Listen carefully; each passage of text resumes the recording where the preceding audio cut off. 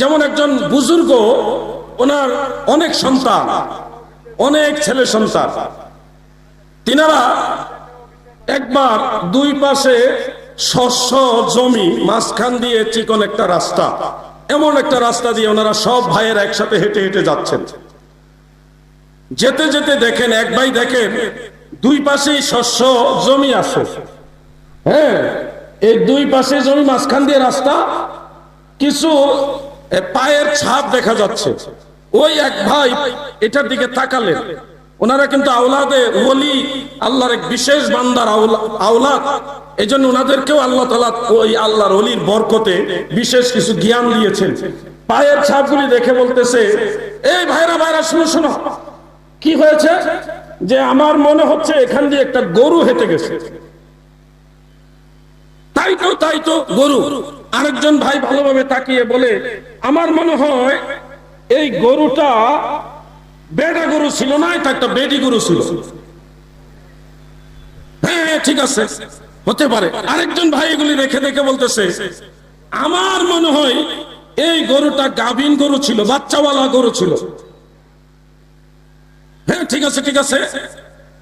এরপরে আরেক ভাই বলতেছে, এই গরুটা কানা ছিল, এক চোখ কানা ছিল, আরেক চোখ ভালো ছিল। বলতে বলতে মাশাআল্লাহ ওই পাশে গেছে, ওই পাশে একজন লোকজন নিয়ে দাঁড়ায় আছে, আর এই কথাগুলি তারা যে আলাপ করতেছে শুনতেছে। রাস্তার ওই পাশেই, ক্ষেত বা জমির ওই পাশেই ওনারা বলতেছে, এই তোমাদের বাড়ি কোথায়? আমার একটা গরু হারানো গেছে, আমার গরুটা যেই রকম তোমরা ওই রকম বর্ণনা দিছো, আমার বিশ্বাস তোমরাই আমার গরুটা চুরি করছো। এখন ভাই যারা তারা তো বর্ণনা দিচ্ছে, ঠিক আছে, ওনার তো গরু চুরি তো করেই নাই, গরু দেখেও নাই। ওই হিকমা, একটা প্রজ্ঞা আল্লাহর দেওয়া বিশেষ জ্ঞান, ওই জ্ঞান দিয়ে ওনারা আইডিয়ার উপরে এই বর্ণনাগুলি দিলেন। কিন্তু তাদের এই আইডিয়ার কথা, তারা ওই লোক মালিক যে গরু হারাইছে সে মানতে রাজি না, তাদেরকে সবাইকে ধরে নিয়ে গেল বিচারকের কাছে। বিচারকের কাছে মামলা উঠলো যে এরা চোর। কিভাবে চোর সাব্যস্ত করলে? যারা আমার গরু যেই রকম হারাইছে তারা এরকমই বলতেছে, তাহলে তারা জানলো কেমন আমার গরু যে এক চোখ কানা, আমার গরু যে গাভী গরু? তারা তো ঠিক এভাবে বর্ণনা দিছে। বিচারক বলেন, আমি একটা ওয়াকিয়া বলছি আপনাদের বোঝানোর জন্য, যে জ্ঞান এমন একটা জিনিস, সেটা তো অনেক কিছু বোঝা যায়। বিচারক বলে, তোমরা এই বর্ণনাগুলি কিভাবে দিলে? তোমরা বলছো তোমরা চুরি করো নাই, তাহলে তোমরা কিভাবে বুঝলে গরু যে এরকম এক চোখ কানা গাভীন গরু এইভাবে এদিকে হেঁটে হেঁটে গেছে? কিভাবে বুঝলে?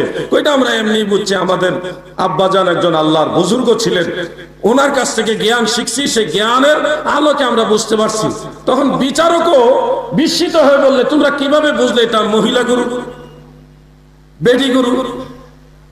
তখন এক ভাই বলতেছে, আসলে যে বিচারক মহোদয়, জজ সাহেব, পুরুষ গরুর পায়ের ছাপ সম্পর্ক আমার জানা আছে, এবং মহিলা গরুর পায়ের ছাপ সম্পর্ক আমার জানা আছে। আমি ছাপটা দেখে চিনতে পারছি এটা পুরুষ গরুর পায়ের ছাপ না, এটা মহিলা গরুর পায়ের ছাপ।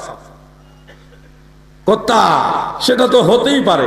তো তুমি কিভাবে বুঝলে এটা গাভীন গরু, বাচ্চাওয়ালা, পেটে বাচ্চা আছে এরকম গরু? আরেক ভাই বলতেছে, জজ সাহেব বা বিচারক মহোদয়, আমি বুঝলাম যে এই গরুটা যেদিকে হেঁটে গেছে পাগুলি একটু তুলনামূলকভাবে বেশি পরিমাণে ডাবছে। সাধারণত গরু হাঁটলে এত পরিমাণ পা ডাবে না, সুস্থ গরু হাঁটলে এত পরিমাণ পা মাটির নিচে ডাবে না।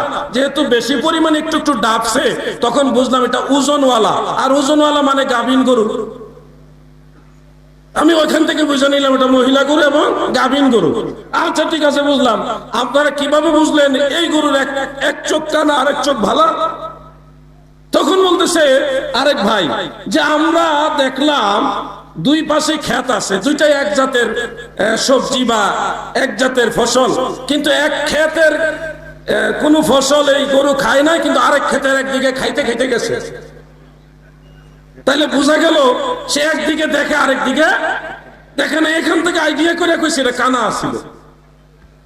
তো জজ সাহেব, তোমাদের আইডিয়া তো মারাত্মক আইডিয়া। এই ধরনের আইডিয়া করার কারণে তাদেরকে চোর বানাই দিতে চাইছিল। যাই হোক, শেষ পর্যন্ত তাদেরকে আর চোর সাব্যস্ত করতে পারে নাই।